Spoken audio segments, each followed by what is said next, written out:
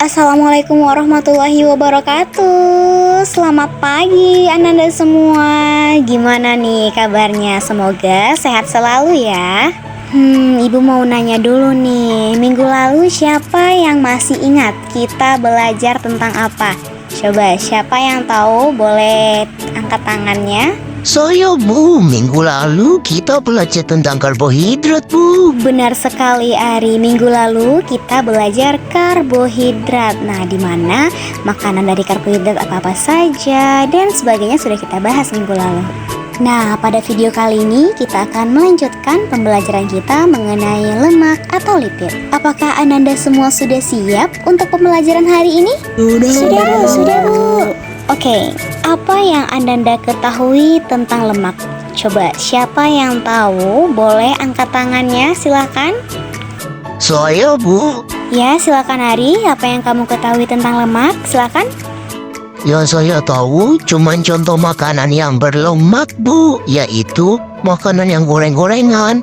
Karena gorengan tersebut banyak mengandung minyak Bu. Benar sekali Ari, kita tidak boleh banyak mengonsumsi makanan yang berminyak karena tidak baik untuk kesehatan.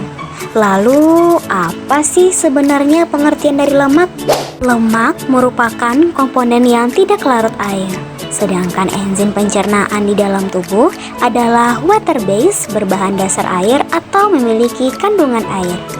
Nah, dapat kita simpulkan bahwasannya lemak adalah bentuk energi yang berlebih yang disimpan oleh manusia. Dan juga lemak dalam makanan yang dikonsumsi akan memberikan rasa kenyang. Karena apa? Karena lemak akan meninggalkan lambung secara lambat. Nah, setelah kita mengetahui apa itu lemak, selanjutnya kita bahas mengenai apa saja sih fungsi dari lemak tersebut. Nah, siapa yang tahu apa saja fungsi dari lemak? Saya Bu, sebagai sumber energi cadangan dan menjaga suhu tubuh Bu. Nah, benar sekali. Fungsi lemak yang pertama yaitu membantu penyerapan vitamin A, D, dan E. Beberapa jenis vitamin tersebut merupakan jenis vitamin yang larut dalam lemak. Oleh karena itu, untuk dapat diserap oleh tubuh, vitamin tersebut memerlukan lemak. Yang kedua yaitu sebagai sumber energi tubuh, namun tetap saja diperlukan asupan nutrisi seperti protein, karbohidrat, dan mineral. Ketiga, menyehatkan kulit dan rambut. Yang keempat, menjaga tubuh tetap hangat. Lemak berfungsi sebagai isolator bagi tubuh. Itulah sebabnya lemak bisa membuat tubuh menjadi hangat. Yang kelima, melindungi organ tubuh. Lemak juga memiliki fungsi sebagai pelindung organ tubuh dari kerusakan. Selain itu, lemak juga dapat membantu pembangunan sel serta memproduksi hormon, sehingga tubuh bisa berfungsi dengan baik. Namun, terapkan juga gaya hidup sehat aktif agar lemak tidak banyak menumpuk di tubuh dan menyebabkan berbagai masalah kesehatan. Baik anak-anak, sekarang kita masuk ke materi berikutnya, yaitu sifat kimia lemak. Apakah kalian tahu ada berapa sih sifat kimia yang akan kita pelajari hari ini? Saya Bu, sifat kimia yang akan kita pelajari hari ini ada 3 Bu. Nah, benar sekali sih, Dek. Sifat kimia lemak yang pertama adalah mudah terbakar. Lemak bisa terbakar dan menghasilkan energi. Makanya makanan berlemak bisa bikin kita kenyang lebih lama. Contohnya ketika kita nyalakan api di dekat minyak goreng, maka minyaknya akan terbakar. Sifat kimia yang kedua yaitu bisa diubah menjadi sabun. Lemak bisa kita ubah jadi sabun. Prosesnya disebut penyabunan.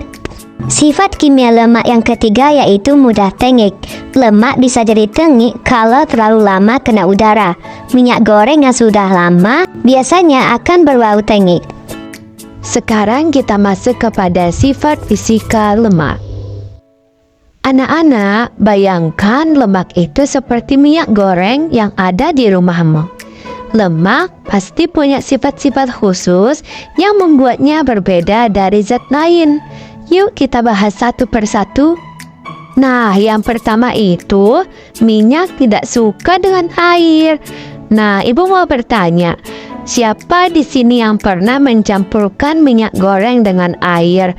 Nah, apa yang terjadi? Saya tahu Bu, saya pernah mencampurkannya tetapi tidak menyatu Bu. Nah, betul itu karena sifat lemak dan air itu berbeda ya. Nah, kemudian lemak itu bisa padat atau cair loh, tergantung suhunya. Seperti kalau kita menaruh mentega di kulkas, dia jadi padat. Tetapi jika kita panaskan, mentega tersebut akan meleleh dan menjadi cair. Jadi, suhu saat lemak berubah jadi padat menjadi cair disebut titik lebur ya anak-anak. Nah, tadi kan lemak itu tidak suka dengan air, tetapi lemak itu sangat suka dengan minyak atau zat-zat yang mirip dengan minyak. Misalnya, lemak itu bisa larut dalam minyak tanah ataupun bensin. Nah, itulah dia anak-anak, beberapa sifat fisika dari lemak yang harus kita ketahui ya. Nah, Ibu beri penjelasan sedikit ya anak-anak. Nah, lemak ini terdiri dari asam lemak yang adalah rantai molekul karbon yang beragam. Anda semuanya ada yang tahu tidak ada berapa jenis lemak? Saya Bu, ada 3 jenis Bu. Nah, benar sekali Ananda. Nah, lemak ini dibagi menjadi 3 kelompok tergantung pada struktur kimianya. Yang pertama itu lemak jenuh. Lemak jenuh ini ditemukan pada hewan, makanan yang berbahan dasar seperti daging, mentega, dan daging dingin. Minyak kelapa sawit yang merupakan bahan yang digunakan dalam kue kering kemasan juga kaya akan lemak. Lemak tak jenuh yang ditemukan dalam makanan seperti minyak zaitun, kacang-kacangan atau alpukat. Dan yang terakhir adalah lemak tak jenuh ganda yang juga disebut sebagai lemak pada ikan kenari yang sangat tinggi asam omega 3. Nah, baiklah, dari materi yang telah dijelaskan dapat kita simpulkan lemak penting untuk energi dan fungsi tubuh, memiliki sifat fisik dan kimia tertentu, serta beragam jenis yang mempengaruhi kesehatan. Nah, baiklah Ananda semuanya, itulah beberapa penjelasan dari materi pembelajaran kita pada hari ini.